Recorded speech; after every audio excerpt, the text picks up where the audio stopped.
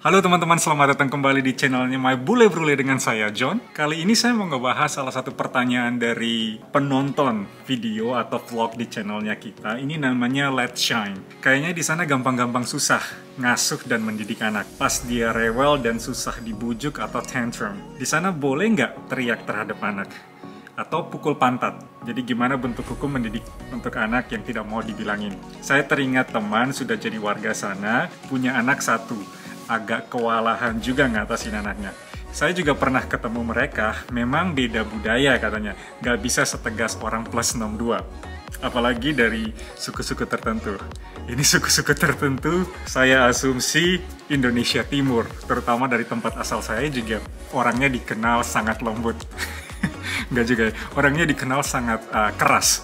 Keras, kalau ngomong intonasinya cenderung selalu satu oktav di atas. Itu memang dari suku-suku Indonesia Timur itu terbiasa dengan gaya seperti itu. Jadi keras atau tegas, tidak seperti dengan teman-teman dari daerah yang lain. Tapi akan kita bahas bersama di video kita kali ini. Oke teman-teman, jangan kemana-mana. Sebelumnya, buat kalian yang sudah sering menonton tapi belum subscribe, please tekan tombol subscribe di bawah. Dan juga like videonya kalau kalian suka. Dan juga komentar di bawah.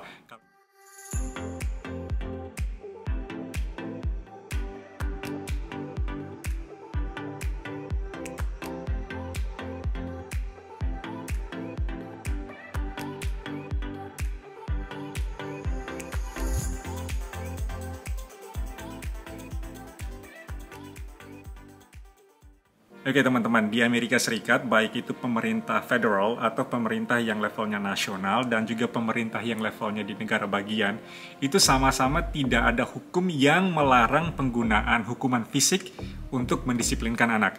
Jadi untuk menjawab pertanyaan tadi, apakah orang tua boleh teriak kepada anak? Jawabannya boleh, karena tidak ada hukum yang melarang, itu masih legal. Apakah boleh mukul anak? Jawabannya juga iya, boleh. Karena tidak ada hukum yang melarang. Ada 50 states, ada 50 negara bagian di Amerika Serikat ini, tidak ada satu state pun yang melarang secara spesifik penggunaan hukuman fisik untuk mendisiplinkan anak. Kalau tadi untuk di rumah, untuk sekolah itu aturannya berbeda teman-teman. Jadi di Amerika ada 50 negara bagian, 19 diantaranya itu masih membolehkan penggunaan hukuman fisik di sekolah. Nah ini suatu fakta yang mengejutkan karena Amerika Serikat sepertinya salah satu negara barat yang masih mengizinkan hukuman fisik untuk diterapkan. Ini cukup menarik karena sebagian besar negara-negara barat dan Eropa itu sudah melarang penggunaan hukuman fisik di sekolah publik. Tapi di Amerika itu masih, teman-teman. Meski demikian, meski hukumnya tidak secara spesifik menentukan mana yang boleh dan mana yang tidak, itu secara umum mengatakan bahwa selama penggunaan hukuman fisik itu masih dalam batas kewajaran untuk tujuan mendisiplinkan. Jadi batas kewajarannya itu yang sangat tipis. Untuk misalnya, oh ini murni untuk mendisiplinkan dan ini sudah masuk ke dalam tindak kriminal. Jadi seperti apa batas kewajarannya teman-teman? Beberapa states itu punya interpretasi yang berbeda-beda. Hukum di negara-negara bagian ada yang mengatakan bahwa selama luka atau memar itu tidak substansial dan tidak parah, atau misalnya tidak perlu sampai rawat di rumah sakit, itu masih dalam kategori wajar. Ada juga yang mengatakan bahwa selama luka atau selama hukuman fisik itu tidak mengakibatkan cacat permanen, baik cacat fisik ataupun cacat mental, itu masih masuk dalam batas kewajaran. Ataupun mereka mengatakan bahwa memastikan bahwa tujuan penggunaan dalam konteks penggunaan itu murni untuk mendisiplinkan anak. Jadi bukan pelampiasan emosi. Mereka mau untuk memastikan bahwa ini bukan semata-mata penyalahgunaan kekuasaan atau penyalahgunaan hak untuk mendisiplinkan anak dengan memukul. Itu bukan bagian dari pelampiasan emosi. Misalnya orang tua yang mabuk lalu memukul anak. Itu beda. Itu bisa masuk ke dalam kategori kriminal. Siapa yang menentukan ini teman-teman? Kalau sudah sampai di pengadilan, pengadilan akan menentukan ini. Oh, mereka akan melihat fakta-fakta, bukti-bukti, dan mereka akan menentukan bahwa oh ini masuk dalam kategori wajar untuk mendisiplinkan atau ini sudah masuk ke dalam ranah kriminal. Jadi itu akan diputuskan di pengadilan kalau misalnya ada kasus yang sampai ke pengadilan. Kurang lebih seperti itu teman-teman. Atau misalnya ini sudah ada pola abuse, domestic abuse misalnya, ini sudah masuk dalam KDRT. Itu bisa dilaporkan dan bisa fatal akibatnya teman-teman karena orang tuanya bisa dihukum karena tindak kriminal dan anaknya bisa diambil dari keluarga itu oleh pemerintah dan hak asuhnya bisa diambil dan anaknya bisa dipindahkan untuk dirawat oleh keluarga lain. Kurang lebih seperti itu, teman-teman. Beberapa tahun terakhir memang sudah banyak sekali kelompok atau misalnya dari kalangan akademisi, baik itu dari Amerika Serikat ataupun dari negara-negara lain yang menyuarakan untuk mengurangi sebisa mungkin, meminimalkan sebisa mungkin penggunaan hukuman fisik atau bahkan meniadakan hukuman fisik dari proses pendisiplinan seorang anak.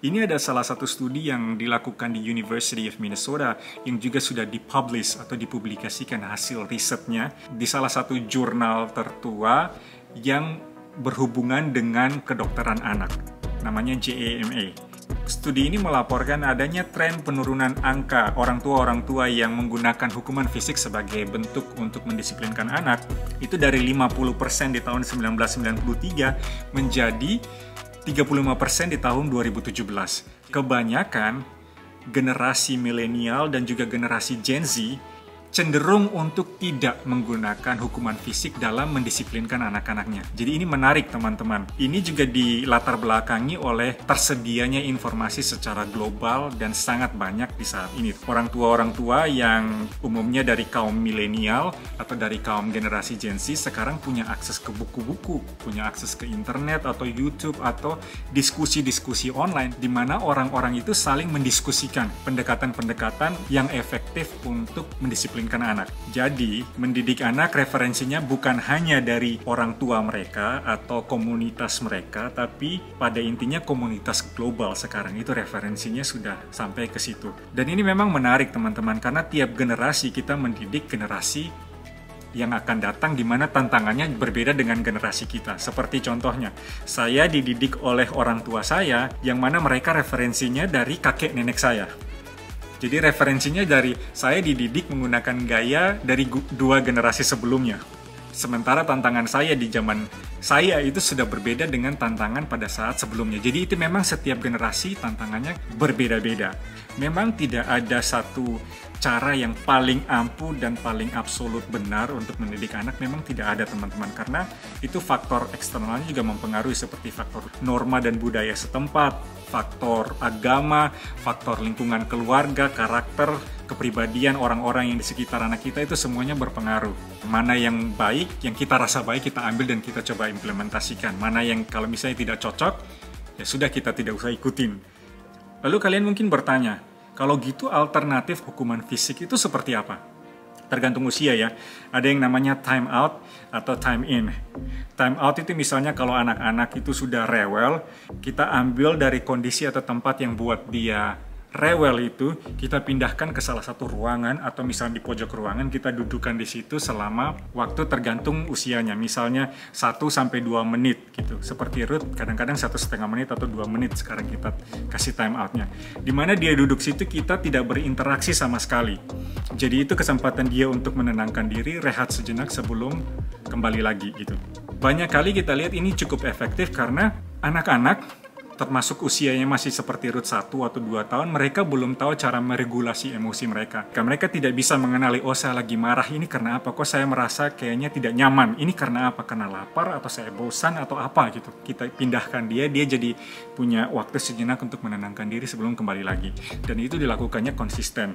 Tapi ada juga orang yang menyarankan cara yang berbeda, misalnya time in. Time in itu mirip seperti time out, tapi daripada biarkan anak itu sendiri, mereka ngasih tugas ke anak itu. Misalnya, oke, kamu tulis semua huruf alfabet misalnya, atau kamu tulis angka-angka. Jadi diberi tugas selagi mereka time out sampai selesai. Setelah selesai baru mereka boleh kembali bermain dan kembali ke lingkungan sebelumnya. Itu contohnya yang pertama.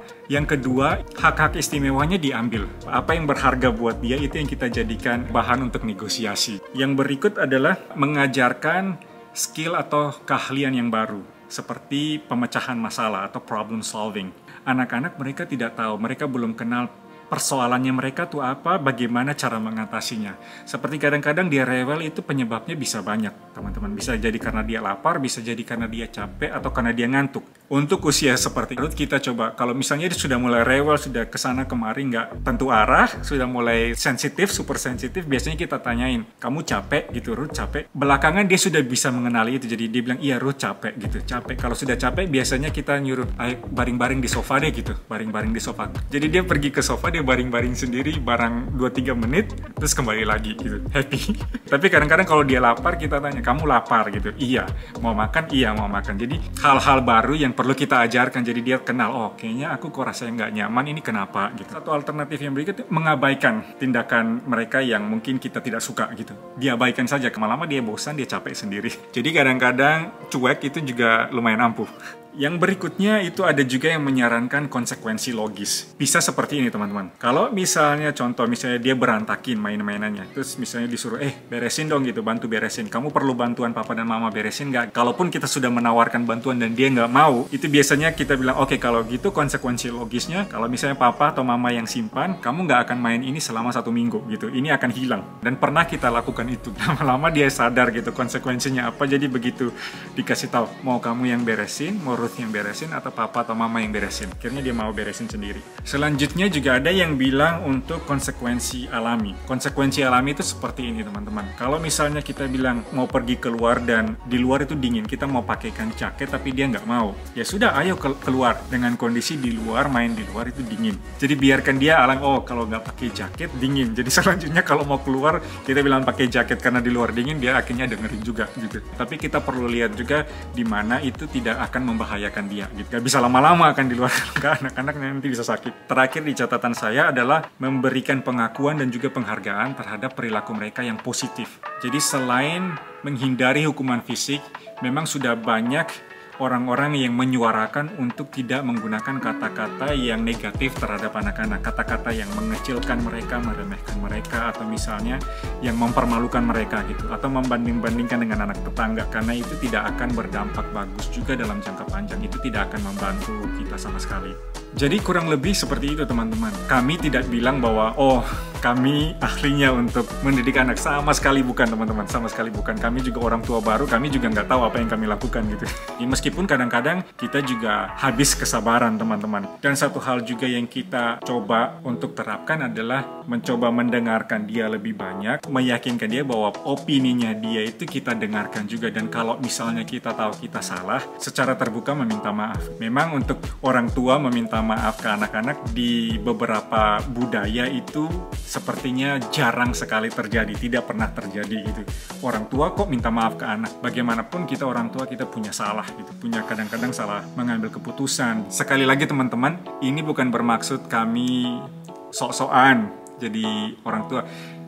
Teman-teman yang menonton, banyak om-om dan tante atau opa-opa, oma-oma yang sudah menonton yang jauh lebih punya pengalaman dalam urusan mendidik anak, atau mungkin ada adik-adik yang lebih muda dari kami yang sudah jadi orang tua duluan, sudah menguji berbagai macam pendekatan, itu lebih tahu dari kita. Jadi silahkan teman-teman, kalau misalnya ada trik-trik yang kalian praktekkan yang cocok, misalnya pendekatan-pendekatan yang kalian ambil, coba bagi ke bawah supaya kita sama-sama juga bisa belajar dari kalian. Terima kasih banyak untuk waktunya kalian sudah menonton sampai di titik ini. Sekali lagi teman-teman, jangan lupa untuk tekan tombol subscribe-nya dan juga like videonya. Bisa sebarkan ke orang-orang yang lain kalau kalian suka, silahkan. Dan sampai ketemu di video kita selanjutnya teman-teman.